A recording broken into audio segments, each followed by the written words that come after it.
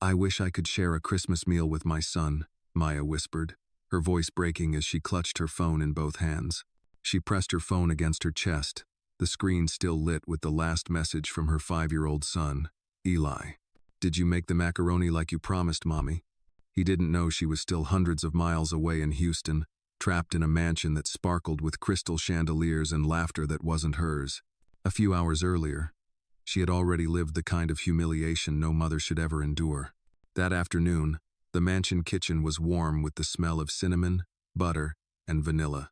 Dozens of ornate Christmas cookies cooled on marble trays, shaped like snowflakes, stars, and tiny reindeer for the Hartmans' Christmas Eve party. Maya had wrapped the last batch in white tissue when she spotted a small gingerbread cookie pushed to the side slightly cracked, the kind guests would never choose. She hesitated. Eli loved gingerbread. Last year, he asked if Santa tasted like it. She glanced left, then right. No one was watching.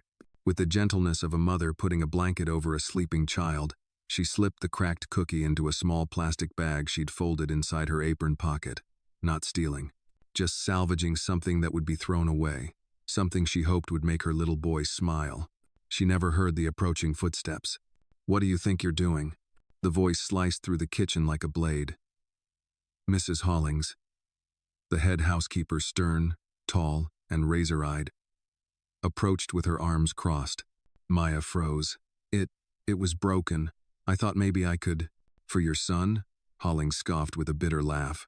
"This is a multi-million-dollar estate, not a charity kitchen." Maya's throat tightened. "Please, he hasn't had a Christmas treat from me in so long.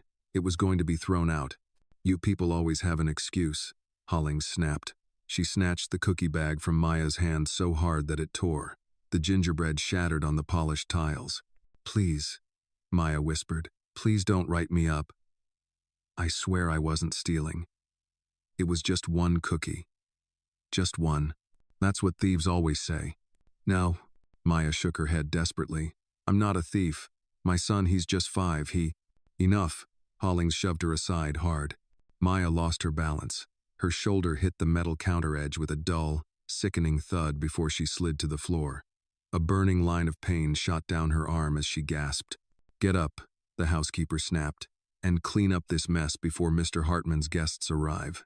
Maya nodded, trembling. She forced herself up with her uninjured hand, blinking rapidly to keep tears from spilling. She swept the crumbs from the floor with shaking fingers, each tiny piece a reminder that dignity was a luxury she couldn't afford. By the time the party began, her shoulder throbbed so badly she could barely lift a tray. No one noticed. No one cared. And Maya, like always, pushed through it. She had to. Her son counted on her. Hours later, long after the party ended and the mansion fell quiet, Maya finally slipped into the linen room to catch her breath. The pain down her arm was steady now, warm and swollen beneath her sleeve. The humiliation clung to her worse than the bruise. That was when her phone buzzed. A new message. From Eli. "Mommy? Did you make the macaroni like you promised? I saved a place for you at the table." Her heart cracked open. He didn't know she was still in Houston. Didn't know she'd been shoved, insulted, and made to feel less than human. Didn't know she was standing in a mansion full of warmth she was never allowed to touch.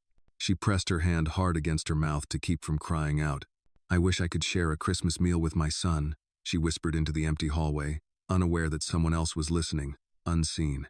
If Maya's story touched your heart, leave a like and drop your city in the comments. You might not be watching this alone. Tobias Hartman had paused just beyond the corner, halfway to his office. A forgotten document in his hand.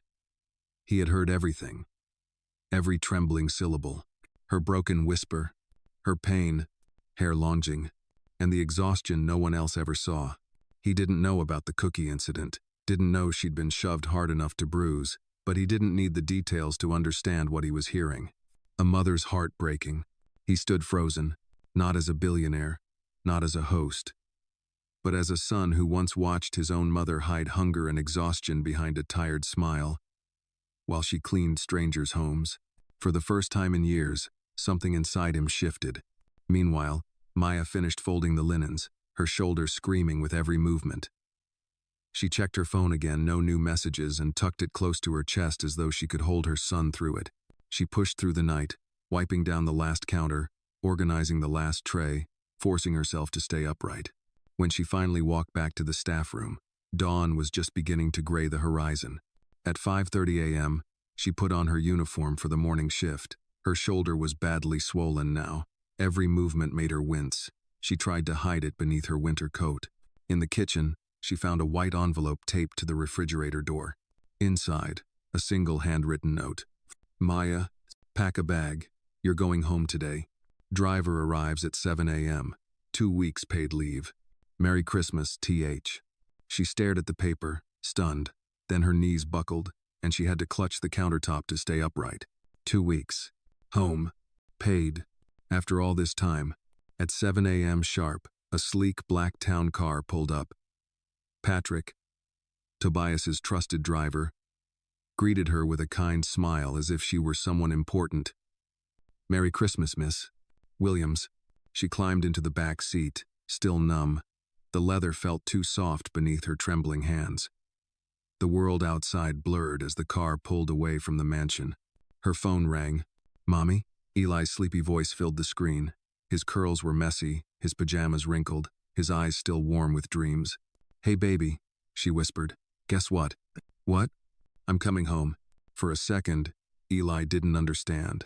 Then, Grandma, Mommy's coming home. For real. She's really coming. Maya laughed through tears, her injured shoulder forgotten for the moment. And somewhere in Houston, Tobias Hartman stood by his frosted window, watching the snow fall, knowing he'd done something right for once. Merry Christmas, Maya, he murmured. And he meant it. The road from Houston to Savannah stretched long and quiet as the winter sun rose slowly behind them. Maya sat in the back seat of the Blacktown car, wrapped in her heavy coat, a blanket offered by Patrick folded across her lap. The city faded behind them, replaced by snow-dusted fields, sleepy towns, and roadside churches adorned with red bows and plastic angels. Her injured shoulder throbbed with every bump in the road, but she didn't complain. Pain was something Maya had learned to carry without sound. What she couldn't contain, though, was the rising wave of disbelief and anticipation that surged through her chest with every passing mile. She was going home. For real. No vague promises. No saving up for a bus fare that never materialized. No desperate pleading for time off that was always denied or quietly punished later. She was going to see Eli. Touch his face. Smell his hair. Hold him through the night instead of hugging a screen. Patrick didn't speak much. He seemed to understand that silence was a sacred thing on this journey. Once, he asked if she wanted to stop for breakfast, but Maya declined. She wasn't hungry. Not for food. Her heart was too full of everything else. At a gas station just outside Mobile, Alabama, she stepped out to stretch her legs. The cold air made her lungs sting, and she pulled her coat tighter. She caught her reflection in the window of the convenience store. Tired eyes. A bruise shadowing her temple now, darker than it had been in the mansion's fluorescent light. She looked like someone who'd survived a storm, and maybe she had. Back on the road, she finally opened the small gift bag Patrick had handed her that morning. From Mr. Hartman, he'd said. Inside was a wrapped box, tied with a ribbon. Her fingers hesitated. Then she opened it. A phone, new, sleek, and set up with her name already in the welcome screen. There was also a smaller envelope with her name in cursive again. Inside, a check, 2 weeks paid leave, and a handwritten note. Maya, you deserved better. I should have noticed sooner. This won't fix everything, but it's a start. I hope you'll use this time to rest, to be with your son, and to remember who you are outside of work. Let me know when you're ready to talk more. Merry Christmas, T.H. She stared at the signature for a long time. The billionaire had always been distant, professional, a presence in the background of the mansion like the scent of cologne or the gleam of the marble floors. She never thought he saw her. Not really, but maybe, just maybe, he had. They arrived in Savannah just after noon. The low southern sun hung golden over the moss-draped oaks and white picket fences. The car turned off the main road and wound down a familiar neighborhood, lined with modest homes and front porches decorated with dollar store lights and faded wreaths. Maya's childhood home came into view, a small blue bungalow with chipped paint and a porch swing that creaked in the wind. Before Patrick could stop the car, the front door flew open. Eli burst down the steps like a bullet. "Mommy." "No." She didn't even feel her shoulder as she leapt from the car and dropped to her knees on the sidewalk, arms open wide. Eli hit her like a wave, all warmth and limbs and laughter and tears. "I knew you'd come, I knew it." He sobbed into her coat. "I'm here, baby. I'm really here," Maya whispered, kissing his hair, his cheeks, every part of him she could reach. "And I'm staying, for 2 whole weeks." Her mother, Lorraine, stood at the top of the steps, one hand pressed to her chest. Her other hand trembled slightly from the arthritis, but her eyes were sharp and wet. "Come on in, girl," she called. "It's about time." Inside, the house smelled like fried apples and cornbread. The heat from the old space heater filled the living room with dry warmth. Maya took it all in the worn sofa with the same crocheted throw, the family photos lining the wall, the mismatched dining chairs still standing strong after 2 decades. She sat with Eli tucked into her side, his tiny hand never letting go of hers. "Did you really get time off?" he asked in wonder. "Like real off?" "Like real off," she smiled, "thanks to a Christmas miracle." Over dinner, a modest spread of ham, greens, and mashed potatoes, Maya told the story, though she left out the bruises and the tears. She spoke of the cookie, of the wish, of the letter on the fridge, and the unexpected kindness from a man she barely knew. Lorraine shook her head. "Sounds like someone up there heard you loud and clear." "I didn't even pray out loud," Maya murmured. "You didn't have to," her mother replied. "Sometimes the right heart hears you anyway." Later that night, Eli fell asleep in her arms, curled against her chest in the small twin bed they'd share for the next 2 weeks. Maya lay awake for a while, watching his peaceful breathing, feeling the small weight of his hand on her ribs. This was what she'd missed. Not just birthdays or bedtime stories, but the quiet, ordinary magic of simply being there. Her phone buzzed softly, a message from a number now saved as Tobias H. "Let me know when you're ready. I have an idea I'd like to run by you." Maya stared at the screen. She didn't reply yet. She wasn't ready. Not tonight. Tonight wasn't about work or future plans or repairing broken systems. Tonight was about being Eli's mom. She kissed her son's forehead and whispered, "You are the best Christmas gift I've ever had."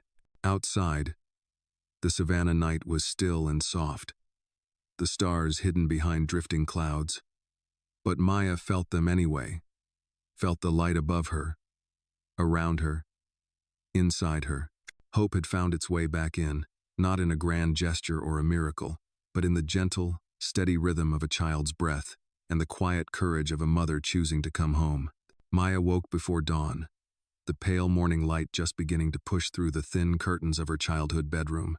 For a brief, disoriented moment, she thought she was back in the staff quarters of the Hartman estate, until she felt the warmth of Eli's tiny arm draped across her waist, his breathing soft and steady against her side. A wave of quiet joy swept over her. This was real.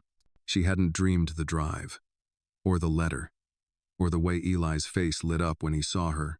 He stirred, letting out a sleepy groan. "Are we really gonna have pancakes this morning, like you said?" She smiled. "Only if you help me flip them." They tiptoed into the kitchen, careful not to wake Lorraine, though Maya suspected her mother had been up for hours. Sure enough, when Maya opened the fridge, she found eggs already set on the counter, flour in a sifter, and a note. "Pancake mix is in the top cabinet. I'll be back by 9. Went to see Sister Marlene at the clinic. Don't burn the house down." "Mama," Eli giggled as Maya read it out loud. They moved through the kitchen together like old partners. He stirred the batter too hard, getting flour on his nose. She fumbled the first pancake and caught it midair with a squeal. It wasn't perfect, but it was theirs. It was home. By the time Lorraine returned, the table was set with slightly uneven pancakes, warm syrup, and a plastic Santa salt shaker Eli insisted on using. Maya's heart ached with a simple kind of gratitude, one she hadn't felt in years. They ate slowly, savoring every bite, every joke, every story Eli had saved for her. He told her about his best friend, Marcus, and how he lost a tooth on the playground. About his favorite teacher, Mrs. Hayes, who said Eli was full of stories and fire. Maya listened with the kind of attention that only absence can sharpen. After breakfast, She slipped into the small laundry room to call her doctor back in Houston. The bruising along her shoulder had darkened to a deep plum, and though the pain had dulled slightly, certain movements still made her wince. She didn't want to ruin her time with Eli, but she also didn't want to ignore it. The doctor urged her to get an X-ray, just in case. Maya hesitated, then agreed. After lunch, Lorraine drove her to the clinic. The local doctor, kind-eyed and gentle, took one look at her shoulder and ordered an immediate scan. "You're lucky," he said afterward. "It's a hairline fracture, nothing surgery-worthy. But you'll need to rest it for a couple of weeks. No heavy lifting. No repetitive motion. I'll get you a sling." Maya blinked. Rest? The word sounded foreign, as if he'd told her to breathe underwater. "Yes, Miss Williams, I mean it. Rest. You said you're on a break from work, right?" She nodded. "Then make it count." Later that afternoon, Maya sat on the porch with her arm gently cradled in the sling, watching Eli ride a scooter up and down the cracked sidewalk. The winter air was crisp, but the sun was warm on her face. Her phone buzzed again. "Tobias Ache. Just checking in, how are you feeling?" She paused for a moment, then typed, "Home, healing, tired, but okay. Thank you again, Mr. Hartman." His response came quickly. "Tobias, please, and I'm glad to hear it. Listen when you're ready. I'd like to talk about a permanent change." Her breath caught. She typed, "What kind of change?" 3 dots pulsed on the screen. Then, "A position at our Savannah office. Still under my company. Different kind of role. Less physical. More flexibility. You'd be home every night." Maya sat back. She stared at the words for a long time. The offer shimmered like a dream. A job in her hometown. A way to be with her son. A new life that didn't require sacrificing everything just to survive. But her stomach twisted with doubt. Was it real? Sustainable? Or was this just guilt on Tobias's part? A temporary kindness that could vanish? She typed slowly, "Why are you doing this?" His reply came after a pause. "Because I had a mother who worked herself sick, and because I was the kind of man who stopped seeing people like her. Like you, I want to do better." Maya's eyes filled, but she blinked the tears away. "Not now." Eli was running toward the porch, laughing. "Mommy, watch this." She slid her phone into her pocket. "I'm watching, baby. Always." That night, as she tucked him into bed, Eli turned to her, serious and sleepy-eyed. "Are you going to stay here forever now?" She stroked his curls. "I'm trying to make that happen, sweetheart." "Mr. Hartman's helping?" "Yes." Eli thought for a second. "He doesn't seem mean, like some rich people. Does he have a Christmas tree as big as ours?" Maya laughed. "Bigger, much bigger, and shinier." "But you know what?" Eli said, already half asleep. "I like ours better. 'Cause you're here." Later, when the house was quiet, Maya sat at the kitchen table with her phone and a cup of tea, scrolling back through Tobias's messages. She thought about the incident in the mansion's kitchen, the broken cookie, the bruise that still ached beneath her sling. She also thought about a man who could have looked away but didn't, who'd chosen to act. She typed one more message before heading to bed. "Let's talk. I'm listening." The next morning, sunlight poured in through the lace curtains, casting soft patterns over the old wooden floor of Maya's bedroom. The air smelled faintly of pine and warm vanilla leftovers from last night's candles. Eli was still asleep, his mouth slightly open, one foot poking out from under the blanket like he owned the bed. Maya smiled, then slipped out quietly, careful not to jostle her shoulder in the sling. She made her way to the porch, a cup of coffee in hand, her phone already buzzing with a new message. "Tobias Ache, can we speak this morning? I can call whenever you're ready." She hesitated only a moment before replying. "Now is fine. I'm alone." It rang almost instantly. "Good morning, Maya," came his voice, low and calm. "Good morning, Mr. Hart Tobias," she corrected quickly. "I hope you're healing." "I am. Thank you for everything. The ride, the time off, the check. I still don't quite know what to say." "You don't need to say anything," he replied. "But I meant what I wrote. I want to offer you something permanent. If you're interested." Maya sat up straighter, her fingers curling around the coffee cup. "I'm listening." He exhaled, as if relieved she'd actually given him the space to speak. "My company's Savannah office has grown in the last year. We've been struggling with internal logistics, coordinating events, managing supplies, scheduling cleaning, keeping everything running smoothly. They've cycled through 2 different people, neither of whom had the people skills to handle the staff. But when I thought about who could manage a team with grace, empathy, and discipline, I thought of you.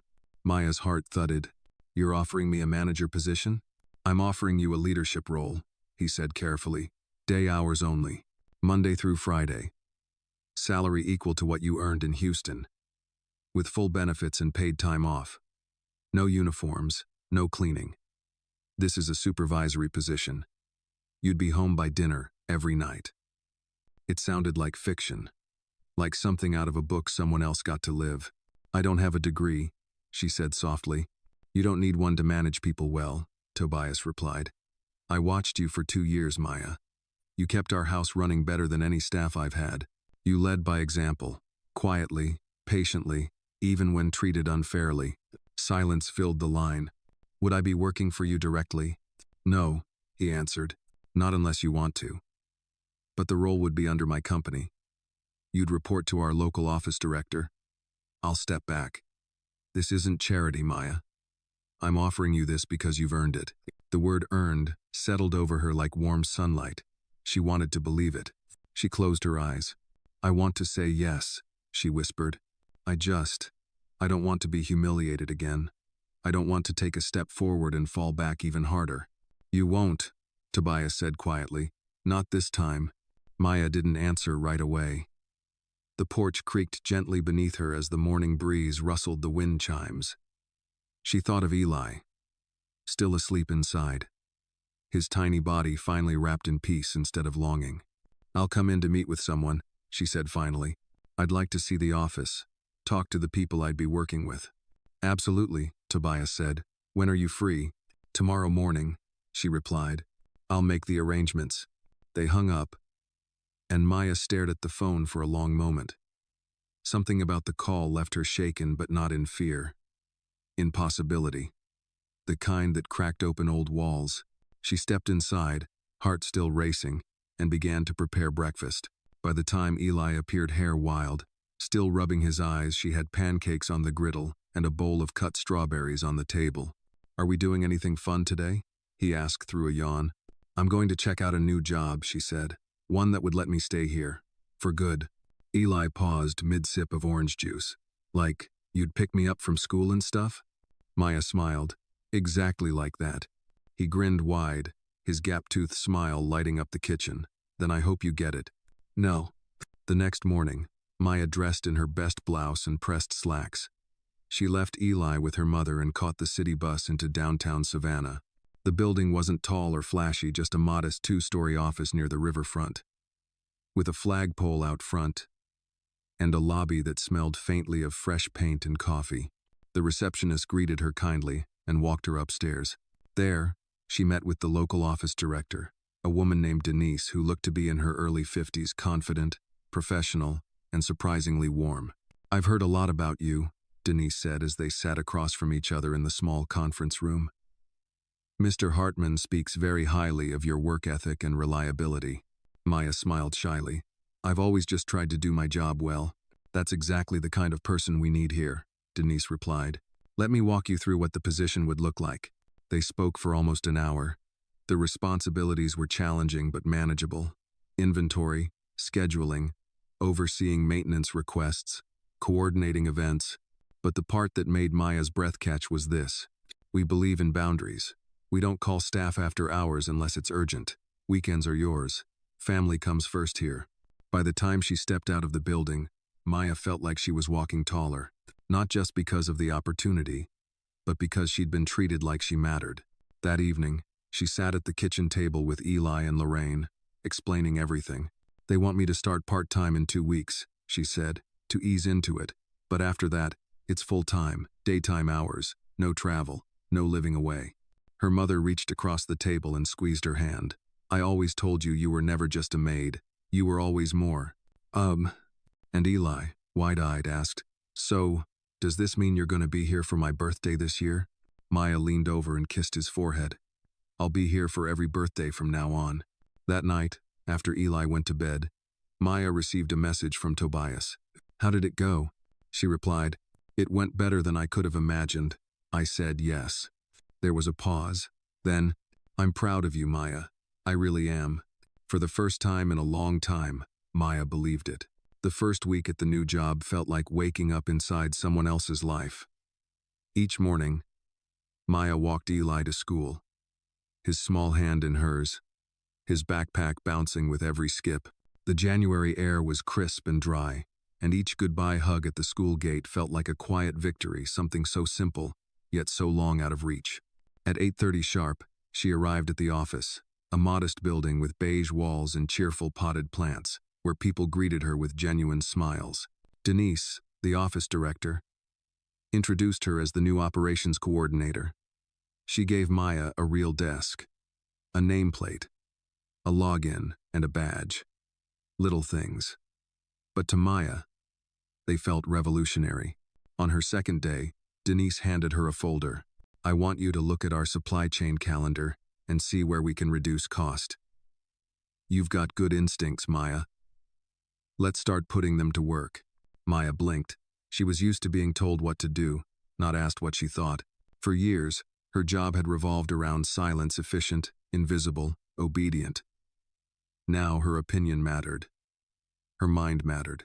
She spent that afternoon reviewing schedules, identifying missed shipments, flagging excess orders. At 4 p.m., Denise poked her head in. Hey, go home. We don't do overtime unless we pay it. And I know you've got a boy waiting. Maya smiled, packed up her things, and left feeling something she hadn't felt after work in years. Fulfillment instead of exhaustion. Eli was waiting on the front steps when she got home, coloring with chalk on the sidewalk. He launched into a story about his day before she even reached him, his words tumbling over each other. Mrs. Hayes said I write stories like a grown-up now. I wrote about the spaceship that talks. You want to read it? Absolutely, Maya said. But first you want to help me make dinner? He beamed. Only if I get to stir the sauce. No. That night, as they ate spaghetti at the wobbly kitchen table, Maya told her mother about the office. They treat me like I have something to offer, she said quietly. Like they expect me to succeed. Lorraine sipped her tea. That's because you do. And you will. After Eli went to bed, Maya sat on the porch with her phone, staring at the quiet neighborhood.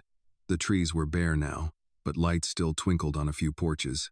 She opened her messages and typed, Maya, just finished my second day.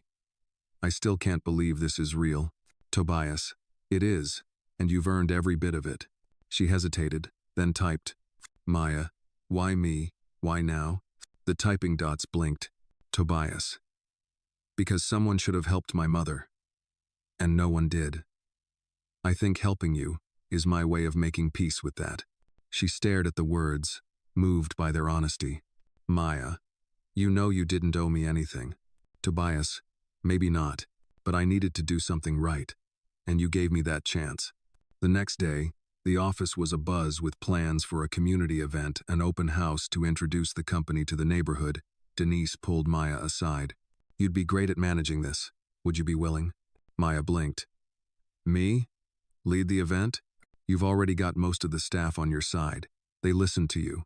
They trust you. Maya swallowed hard. The old voice in her head, the one trained by years of being invisible, whispered, You're not qualified. But louder than that now was Eli's voice. My mom can do anything. She nodded. Yes. I'd be honored.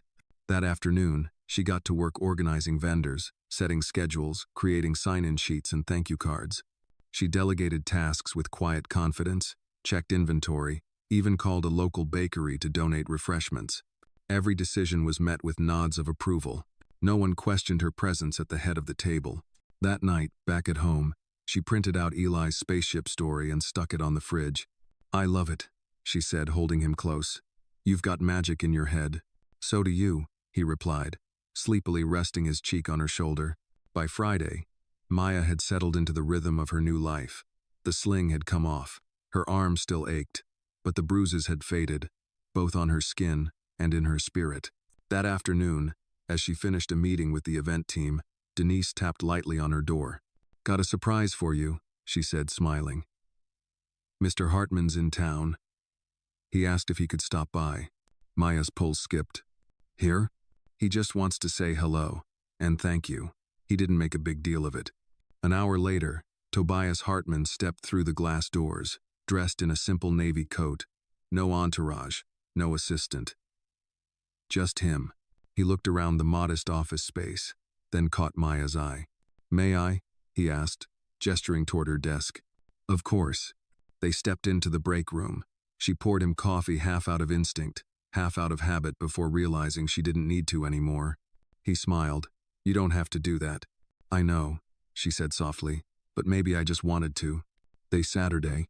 "You look well," he said. "I feel well," she replied. "It's strange." "Oh. Why?" "Because I thought I had to give up myself to survive, but I think I'm finally learning that I don't." He nodded. "I didn't come here just to check in. I came to say thank you." "For what?" "For reminding me that power without purpose is just noise. You helped me remember what kind of man I wanted to be." Maya's throat tightened. She didn't know what to say. So she said the truth. "I'm still scared sometimes." "So am I," Tobias replied. "But I think the best things in life start that way." Later that evening, Maya told Eli, "I saw Mr. Hartman today." "The Christmas man?" Eli asked. She laughed. "Yeah, the Christmas man. Did you thank him for my scooter?" "I did. And he thanked me too." "For what?" "For being brave." Eli tilted his head. "You always were. You just didn't see it." "You?" As Maya tucked him into bed, she realized something simple and powerful. She no longer felt like a maid, or a mistake, or someone whose life was happening in the background. She was present, visible, a mother, a leader, a woman reclaiming her story. The morning of the community open house dawned bright and cold, the kind of January day that smelled like fresh beginnings. Maya arrived at the office just after sunrise, carrying a thermos of hot cocoa and a clipboard thick with checklists. The parking lot was still empty, dew glittering on the grass, but she could feel the anticipation humming in the air. Inside, the team was already setting up. Folding tables lined the main hallway. Banners were being hung, chairs arranged. The scent of cinnamon and coffee from the local bakery delivery lingered in the reception area. Maya moved through the space calmly, giving directions, checking off tasks, answering questions with a tone that was confident and kind. She wasn't nervous, just focused. This wasn't just about showing off the company. It was about bridging a gap between corporate and community, between employers and neighbors, between who she'd been and who she was becoming. By 9 a.m., guests began to arrive. Retired veterans from the neighborhood, young mothers with toddlers in strollers, curious high schoolers. Maya greeted each one with a warm smile and offered them printed programs that she'd designed herself. She stood near the entrance with Denise, watching the room fill. "You've done an exceptional job," Denise said quietly. Maya smiled, the words sinking deep. One woman approached, gray-haired and sharp-eyed, dressed in a Sunday-best cardigan. "You're the one who planned all this?" she asked. "Yes, ma'am." "Well, I don't know who raised you, but they did it right." Maya laughed softly. "Thank you. My mother would appreciate that." At 10:30, Tobias arrived. He entered without fanfare, dressed in a black wool coat and dark slacks. Maya saw him before he saw her, speaking with a small group of city officials. He looked relaxed, his usual air of quiet command softened. When their eyes met, he nodded in greeting, letting her come to him when she was ready. She waited until her hands were free, then walked over. "I thought you were done surprising me," she said, smiling. "Just wanted to see the magic in person." "Mo, you'll have to wait until the bake sale table opens," she joked. "That's where the real magic is." He glanced around. "You built this. Every piece of it." "Not alone," she said quickly. "But you led it. Don't downplay that." She didn't. At noon, Maya took the stage in the small lobby where folding chairs had been set up for speakers. Denise introduced her as the new operations coordinator, a woman whose leadership and vision are already making this place stronger.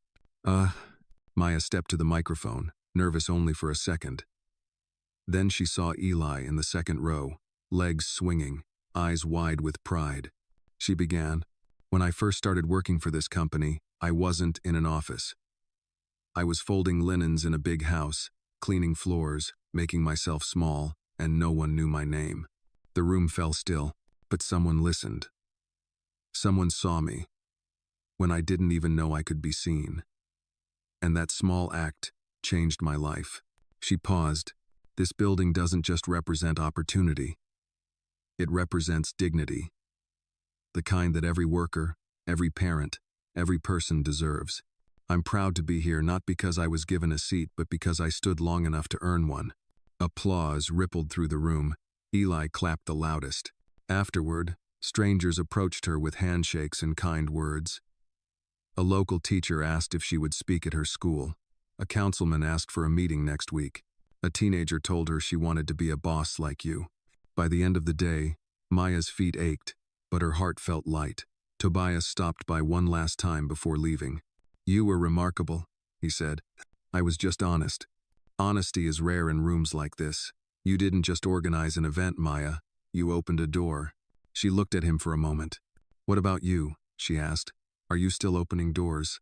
He hesitated. "Trying. My kids are still adjusting. They're angry, confused. My daughter won't return my calls. My son barely looks at me. The divorce was clean, but the damage wasn't." "I'm sorry," she said gently. "I deserve their silence," he admitted. "But I'm hoping it won't last forever." She nodded. "Kids don't forget everything, just the bad things for a while." He smiled, then turned serious. "There's one more thing I wanted to ask," he said, "not as your employer, as someone who admires what you've built here." Maya raised an eyebrow. "I've been funding a mentorship program in Houston for underserved single parents, mostly women. They need leadership. A voice, someone who's lived it. Would you be open to speaking there? Just once a month. We'd fly you in and out the same day. Eli could even come with you on weekends." Maya blinked. She hadn't expected that. "You want me to teach?" "I want you to tell the truth," he said. "The way you did today." "No." She glanced toward Eli, who was now helping clean up chairs with two other kids. "I'll think about it. Take your time." That evening, back at home, Maya tucked Eli into bed, her voice hoarse from speaking but her spirit still buzzing. He held her hand tightly. "I liked today," he said sleepily. "Everyone looked at you like you were important." She smiled. "That's because I am. And so are you. You're not going back to that big house, are you?" "No, baby. I'm staying here, where I belong." He drifted off, breathing steady. Maya stood on the porch with her phone, looking at the sky. A full moon shone above the quiet Savannah street. She opened a new message window, typed, "To Tobias. I'd like to speak to those women. Let's talk about how." She hit send, because some stories were meant to be told, and others were meant to be lived and shared. The Savannah air was unseasonably warm for January when Maya stepped out of the airport terminal at Hobby in Houston. The late afternoon sun slanted low across the sky, painting the concrete in amber light. Eli held her hand tightly, his other hand gripping a tiny blue carry-on with wheels that squeaked with every turn. "Mama, is this the place with the big tree?" he asked. Maya smiled. "Yes, baby, the Hartman house." She hadn't planned to return. Not ever, if she could help it. But this wasn't a return to serve, it was a return to speak, to lead, to turn her survival into someone else's strength. Tobias had arranged everything: round-trip flights, a driver to meet her at the airport, and a hotel room with a kitchenette so she could cook Eli's favorite spaghetti on Saturday night. It was only a weekend trip, her first of what could be many monthly visits to mentor a group of single mothers and domestic workers building new lives.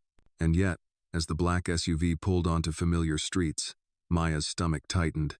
Her old routines haunted every intersection: the grocery store where she'd scanned clearance bins, the bus stop where she'd waited in the dark at 5 a.m., the laundromat where she'd sat with aching feet while guests dined upstairs in gowns and jewels. But this time, she wasn't heading to the back door. She wasn't a maid anymore.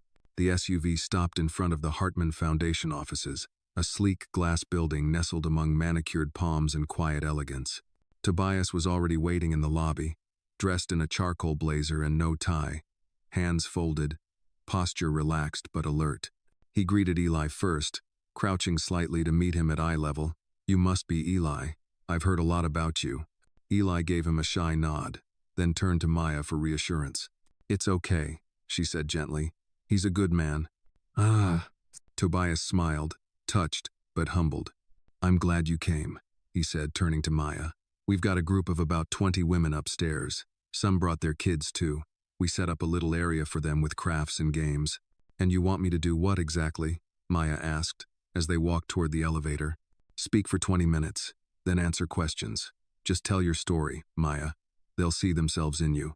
La. As the elevator doors closed, Maya caught her reflection in the polished metal. Blazer, slacks, curls pulled back in a clean bun. She looked nothing like the woman who used to mop these floors, but inside, she could still feel the ghost of that version of herself. The girl who whispered prayers to empty hallways. She wasn't sure which one of them was more powerful. The event room was intimate, decorated with fresh flowers and folding chairs. At the front sat women of all ages, black, Latina, white, some young, others older, all with the tired but determined expressions of women who had fought for every inch of ground beneath them. They looked up as she entered, curious. The woman introducing her gave a short bio, then turned the mic over. Maya stepped up to the podium, heart pounding. She cleared her throat. Hi, my name is Maya Williams. I'm a mother. I used to be a housekeeper. And 3 Christmases ago, I whispered something in the dark that I didn't think anyone would ever hear. The room fell silent. I was working in this city, in a house with chandeliers and marble floors, folding linens I couldn't afford, serving food I'd never tasted. And my son, Eli, he was 5 years old and living in Savannah with my mother. I hadn't had a Christmas dinner with him in years. That night I whispered, I just wish I could share one Christmas meal with my son. She paused. What I didn't know was that someone was listening. She shared the story briefly, honestly, not in a way that made Tobias the hero, but in a way that honored how a moment of recognition can change everything. How one whisper, heard by the right person, can become a turning point. I'm not here today because I got lucky, she said. I'm here because I stayed standing, because I kept working, kept believing that maybe one day someone would see me. And because when that day came, I said yes. No, she ended with a quiet truth. You don't have to wait to be saved. You are not invisible. You are not small. Your story matters. You matter. For a moment, no one moved. Then the applause came slow at first, then building into something loud and heartfelt. Some women cried. Others nodded, eyes closed. A few stood up, clapping with both hands like they were cheering for themselves, too. Afterward, they came to her with stories one by one. A woman whose ex left her with 2 babies and nothing else. A grandmother raising her grandson while working night shifts at a diner. A teenager who cleaned houses while trying to finish high school. They didn't want advice. They just wanted to be seen. That night, Maya sat in the hotel room with Eli curled beside her, watching cartoons on low volume while she scrolled through her messages. Denise had texted, I heard from someone in Houston. They said you brought the whole room to tears. You keep making us proud. Tobias sent one too. You didn't just speak, you lit something. I saw it in their faces. Let's talk about expanding the program. Maya turned off the screen and looked at Eli. Did you have fun today, baby? Yeah, he said sleepily. Did you? I did, she whispered. I think I helped someone. You always help people, he mumbled, even when you don't know it. She kissed his cheek, full of quiet awe. Somewhere between pain and purpose, she had found her voice, and it wasn't just her own anymore. It belonged to every woman who had ever cleaned in silence, sacrificed in the dark, or whispered a wish and waited. The return flight to Savannah was calm, the kind of smooth journey that made Maya almost forget the emotional whirlwind of the weekend. Eli fell asleep on her shoulder just after takeoff, clutching his stuffed bear with one hand and her scarf with the other. His trust in her so complete, so pure, was a weight and a gift. She stared out the small oval window, watching the clouds drift below. Houston had stirred something deep inside her. The women she met weren't just faces in the crowd, they were echoes of her former self. Each one carried invisible bruises, impossible strength, and unspoken hope. And now, they were looking to her. She remembered the girl who once stood in the Hartman kitchen, bleeding from a fall, holding a broken cookie meant for a 5-year-old boy far away. That woman had survived on faith and grit. But this woman, this Maya, was finally walking in purpose. As the plane began its descent, Maya's phone buzzed. Tobias. Great news. One of the women from the session applied for the grant program today. Your words mattered. She smiled, then paused. Maya, do you ever feel overwhelmed by what you started? Tobias, all the time. But I'd rather feel overwhelmed doing something good than numb doing nothing. She stared at his words for a long moment. There was something about Tobias Hartman that continued to surprise her, not just his generosity or his guilt, but his growth. He was changing, and not just because of her. He was doing the work. By the time they landed, the sunset had turned the savannah sky gold and lavender. Lorraine waited by the airport exit, arms outstretched, her face lighting up when she spotted them. "My babies," she whispered, wrapping both Maya and Eli in a hug. At home, the routine resumed quickly. School, dinner, bedtime. But something inside Maya had shifted. The trip had planted a seed she couldn't ignore. Over the next week, she threw herself back into her work at the office. The community open house had opened new partnerships with local nonprofits, and Denise asked Maya to lead a follow-up initiative with a nearby shelter. The idea, training domestic workers in budgeting, digital literacy, and job readiness. For Maya, it wasn't just work. It was legacy. On Friday afternoon, Denise caught her as she was packing up. "Quick heads up," she said.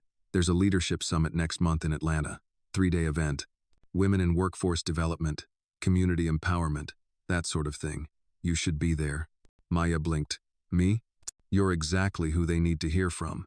The idea sent a ripple of nerves through her. But also, something else, excitement. She nodded. "I'll think about it."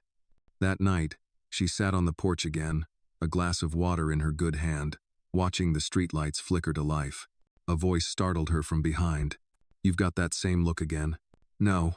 Lorraine stepped outside, wrapping a cardigan over her shoulders. "What look?" "The god just handed me something big, and I don't know if I should hold it or run look." Maya laughed quietly. "That obvious?" Lorraine sat beside her. "Baby, when you were 10, I watched you carry your brother on your hip while stirring beans on the stove and doing math homework with your foot. You've been built for big since before you even knew what it meant." Maya was quiet for a moment. Then she whispered, "I'm scared I'll outgrow everything. That if I say yes to all of this, I won't recognize myself anymore." Lorraine reached over and gently took her hand. "Maybe that's the point. Maybe God's waiting for you to become the version of you he had in mind all along." Maya blinked back tears. She thought about that later, lying in bed beside Eli, who was fast asleep. She picked up her phone and opened her calendar, staring at the date of the summit in Atlanta. Then she typed, "Maya, I want to do more. Tell me what the next step looks like. Tobias, let's start with the summit. And then, maybe, a regional leadership board. I've been wanting to create one, with you on it." Maya, "That's big. Tobias, so are you." Saturday morning brought a surprise. A package arrived on the doorstep addressed to Eli. Inside was a framed photo from the open house, Maya at the microphone. Eli in the second row, clapping with wide eyes. A note was taped to the back. "Every hero has someone who believes in them first. TH. Eli squealed when he saw it. "You look like a president." Maya laughed. "Just your mom." "You're both," he said, serious. "My mom and a hero." She hugged him tight, letting the truth of it sink in. Maybe she was. Not the kind with a cape, but the kind with bruised hands and an open heart. The kind who showed up again and again, even when it was hard.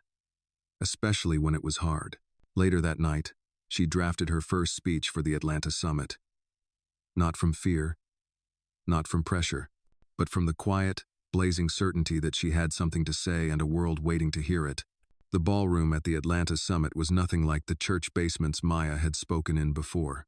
This space was grand, gleaming chandeliers, plush carpets, cameras stationed at the back, and rows of white chairs filled with women in blazers and bold lipstick. The room buzzed with ambition. These weren't just workers. They were directors, organizers, founders, voices of change in their own communities. And Maya Williams, single mother, former housemaid, now stood among them. Her name was printed on the schedule in bold letters. From silence to strength. Maya Williams, Operations Coordinator, Hartman Foundation.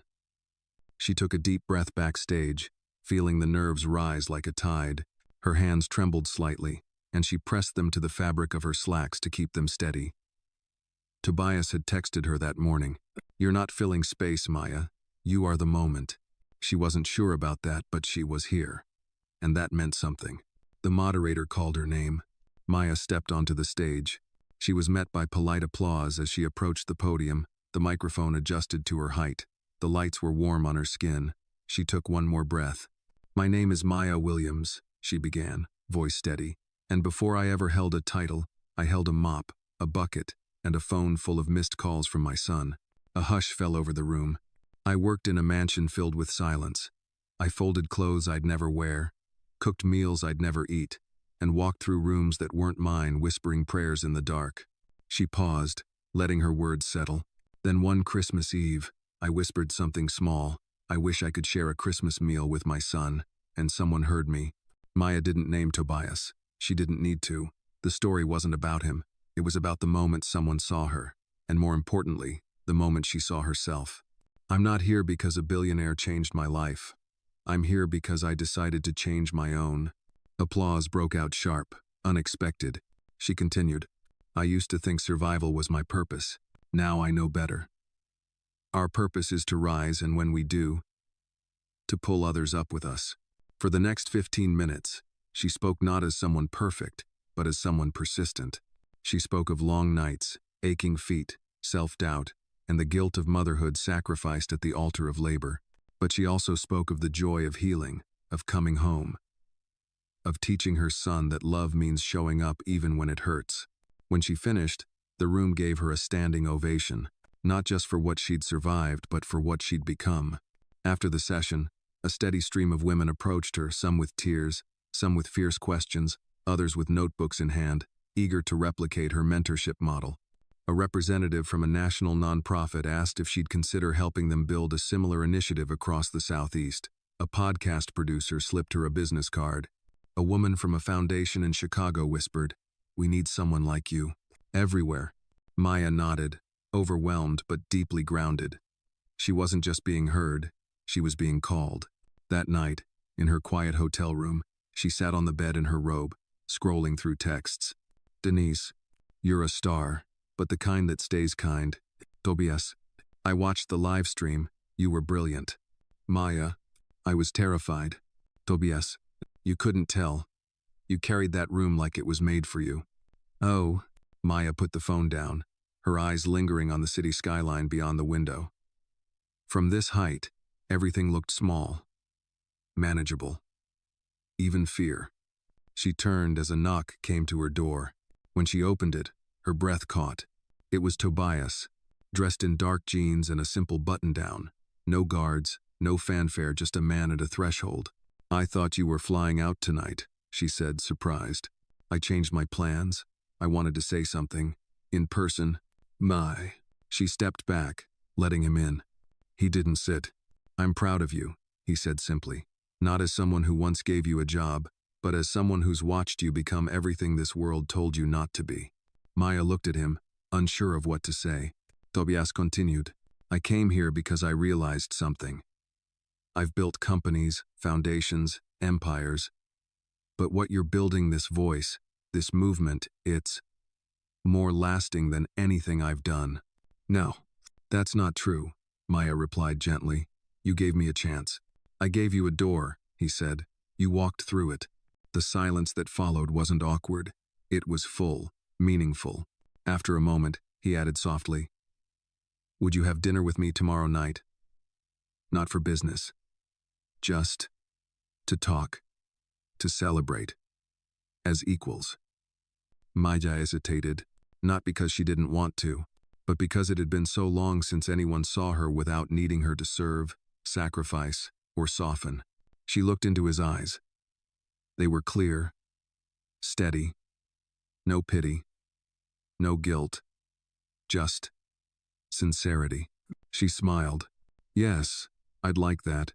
Later, as she lay in bed, Maya thought about how far she'd come, from a whisper in the kitchen to a microphone in a ballroom. from folding sheets in silence to unfolding lives with words. She wasn't just rising. She was bringing others with her. The restaurant Tobias chose was tucked into a quiet Atlanta side street, far from the bustle of the downtown core. It wasn't flashy or loud, just warm light through paned windows, linen tablecloths, and soft jazz humming from unseen speakers. Maya arrived early, dressed in a navy blue wrap dress her mother insisted she pack. Her curls framed her face gently, and her nerves fluttered just beneath her rib cage. She wasn't nervous about Tobias. She was nervous about this version of herself, one she was still getting to know. The hostess led her to a corner table by the window. A single candle flickered in the center. She sat, smoothed the cloth napkin in her lap, and exhaled. 2 minutes later, Tobias entered. Casual, yet composed, like he belonged in every room and never took it for granted.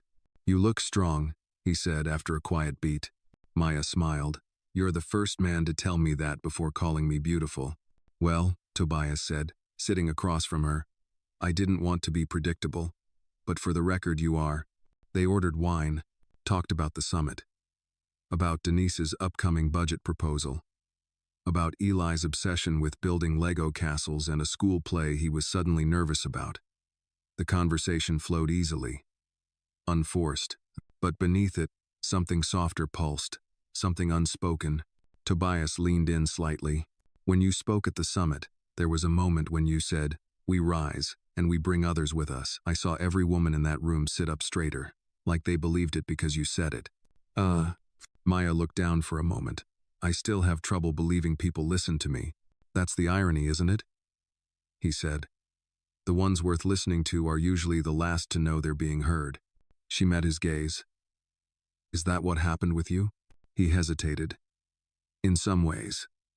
I grew up in a house where my mother served everyone but herself. She ran our family like a fortress. Quiet. Seamless. And no one ever said thank you." "She was invisible," Maya murmured. Tobias nodded. "Just like you were, until you weren't." Maya studied him, wondering how many layers he still carried, how much pain he masked with precision and wealth. But tonight wasn't about excavating. It was about being. "So what now?" she asked, swirling her wine. "What happens after this?" Tobias shrugged gently. "You keep rising, I keep backing you, and maybe, when the time is right, we talk about what this," he motioned between them, "could be." She smiled, slow and sincere. "You really don't give up, do you? Not on people who matter." The meal passed in waves of laughter, quiet confessions, and stolen glances. When they stepped out into the cool Atlanta air, he walked her to her rideshare, holding the door as she slid inside. Before she could pull the door closed, he leaned in slightly. "I meant what I said, Maya. You're not just strong, you're extraordinary." She swallowed. "Thank you for seeing it before I did." "Nowhere." He stepped back, and the car pulled away. Maya leaned her head against the window, heart full. It wasn't romance she felt. Not yet. It was something rarer. Safety. Recognition. Possibility. Back in Savannah, Maya returned to a flurry of responsibilities. Eli's school projects, foundation meetings, and the mentorship program Tobias had now asked her to co-lead. She was learning to balance visibility with rest, purpose with peace. One afternoon, while reviewing applications for the next mentorship cohort, Maya came across a name that stopped her cold. Lucille Granger, the former house manager, the woman who had screamed at her, pushed her, left her bleeding. The file included a note: currently unemployed, seeking re-entry into workforce after extended absence, open to training, willing to volunteer. Maya stared at the screen. Her chest tightened, ghosts stirred. Denise knocked gently and peeked in. "Everything all right?" Maya cleared her throat. "Fine. Just surprised to see someone from my past."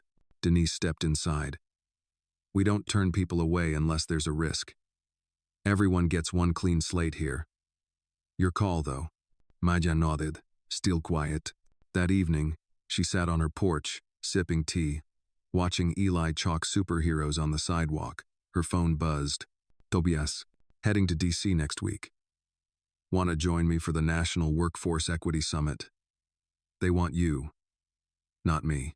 Lie. She smiled, but her mind was still on Lucille. She typed, Maya, can I ask you something hard? Tobias. Always.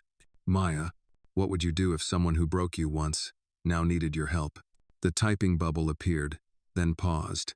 Then came the reply, Tobias, if they're truly ready to rebuild, you're not helping them. You're freeing yourself. Maya stared at the screen for a long time. Later, she went inside and reopened Lucille's application. She read it again, slowly. Then, with hands that no longer shook, she clicked, Interview. Approved. Because forgiveness wasn't weakness, and leadership wasn't just rising, it was lifting. And Maya Williams had finally learned to do